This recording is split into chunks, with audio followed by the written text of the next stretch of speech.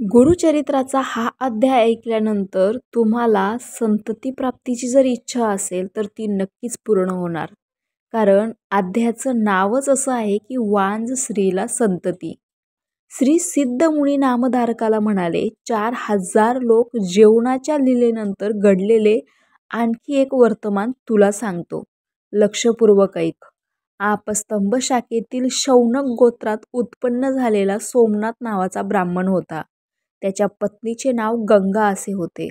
दोघेही आपापल्या कर्मात पारंगत होते. ब्राह्मणाला वेदशास्त्र ज्ञात होते तर त्याची पत्नीही जाणकार व पतिव्रता होती.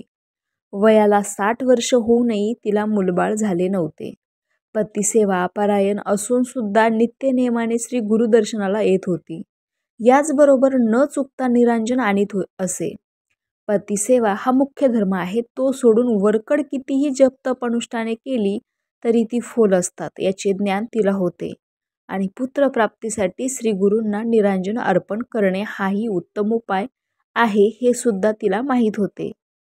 हीच तिची शास्त्राची जाण. स्वधर्माचा परित्याग करून अथवा त्यात उणेपणा ठेवून अतिपरिचयाने अवज्ञा करून अश्रद्धेने करून इतर मार्गाने फलप्राप्ती होत नसते हे तिला चांगलेच कळत असे. तिचा नित्यनेम पाहून श्री गुरु प्रसन्न झाले व तिला म्हणाले, हे पतिव्रते, नित्य निरांजन आणतेस, तुझ्या मनात कशाची अभिलाषा आहे सांग. तो जगन्नियता नारायण तुझी इच्छा गुरुप्रसादाच्या रूपाने पूर्ण करेल. हे ऐकून त्या स्त्रीने साष्टांग नमस्कार केला आणि हात जोडून म्हणाली, देवा, मी निपुत्रिक आहे. लोक निंदेला पात्र झाली आहे. ज्यांच्या घरी पुत्र नाही ते घर अघोर आहे. वंशात पुत्र तर हवा म्हणजे कुळाचा उद्धार होतो असे म्हणतात.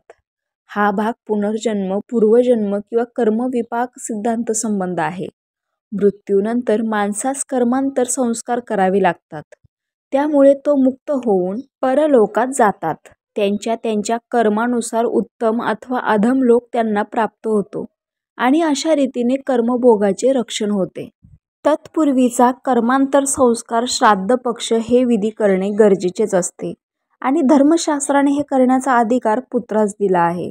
म्हणून पुत्र व्हावा याबद्दल सर्वांनाच इच्छा असते. सध्या मुलगा काय मुलगी काय अशा विचारांचा जोरदार प्रचार चालू आहे. लोकसंख्या नियंत्रणाची ती एक कृती आहे इतकेच. त्यामुळे सामाजिक पातळीवर काही एक परिणाम होणार असतील तरीही ते तात्कालिकच आहेत. कारण नियमन नियंत्रण आपल्या हातात असले तरी उत्पत्ती स्थिती लय कुठे आपल्या हातात आहे. निसर्गचक्र आपल्या हातात घेतल्यामुळे आतापर्यंत मानवाला मोठमोठ्या अरिष्टांनाच तोंड द्यावे लागले आहे. असो, त्या काळातील कल्पना विचार संस्कार जसे होते तद्नुरूप त्या स्त्रीने गुरूंना आपला मानस सांगितला आणि त्याच्या अभावी होणाऱ्या व्यथा सामाजिक उपहासही सांगितला. तिची कळकळ श्रद्धा आणि सातत्य याचा विचार करून श्री गुरु तिला म्हणाले, ठीक आहे, तुला नक्कीच कन्यापुत्र होतील. हे उद्गार ऐकून तिने शकून गाठ बांधली आणि हात जोडून म्हणाली, गुरुवरा, मला 60 वर्ष झाली आहेत. शिवाय विटाळशीही होत नाही.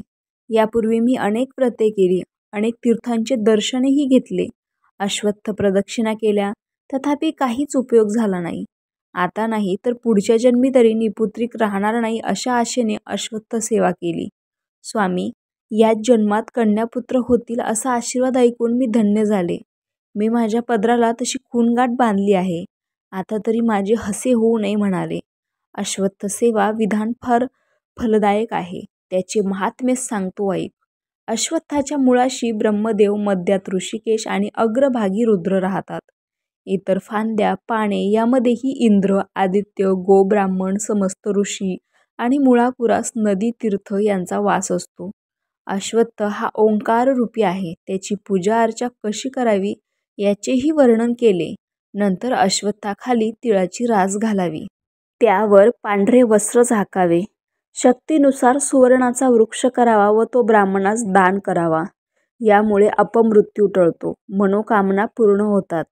यानुसार तूही आचरण कर. त्या विप्रस्त्रीने श्री गुरूंनी आज्ञा केल्याप्रमाणे 3 दिवस केले. 4थ्या दिवशी तिला ऋतू प्राप्त झाला. सर्वांनाच आश्चर्य वाटले. तथापि श्री गुरुकृपेने काहीही होणे अशक्य नसते. 4थ्या दिवशी त्या स्त्रीने शुचिर्भूत होऊन गुरुदर्शन घेतले.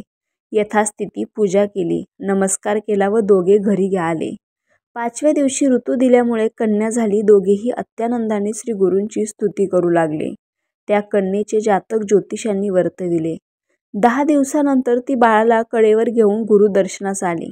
नमस्कार केला. त्या बालकाला आपल्याजवळ घेऊन श्री गुरु म्हणाले, ही बहुपुत्रा होईल, स्वतः शतायुषी होईल आणि नातवंडे वगैरे अहेवपणीच डोळ्यांनी पाहिल. हिचा पती ज्ञानवंत होईल, चतुर्वेदी म्हणून त्याची ख्याती होईल. तुला दुसरा पुत्र होईल, तो मूर्ख आणि शतायुषी व्हावा अथवा विद्वान 30 वर्ष आयुष्य असलेला. तेव्हा ती म्हणाली, अयोग्य शतायुषी पुत्र काय कामाचा? योग्यच व्हावा, त्याला 5 पुत्र व्हावे. त्याप्रमाणे तिला पुढे पुत्र झाला. वेदशास्त्रावेत्ता झाला, त्याला 5 पुत्रही झाले. श्री गुरुमूर्तींनी त्या कन्येचे लक्षण सांगितले. त्याप्रमाणे ती सरस्वती कन्या, तिचा पती यज्ञ करून दीक्षित नावाने ख्याती पावला. श्री गुरूंच्या कृपा आशीर्वादाने 60 वर्षाच्या वांजेला कन्या व पुत्र झाले. हा महिमा श्री गुरुभक्तीचा आहे. ज्यांच्या मनात दृढ निष्ठा असते त्यांना श्री गुरुकृपेचा लाभ मिळतच असतो. निष्ठेचे फळ मिळते, त्यात अनुमान करता कामा नये. हेच सुचविण्यासाठी 39व्या ह्या अध्यायात विप्रस्त्रीला पुत्र प्राप्त झाल्याची कथा तुला सांगितली, असे सिद्ध नामधारकाला म्हणाले. इथे 39वा अध्याय समाप्त झाला. रामकृष्ण हरी.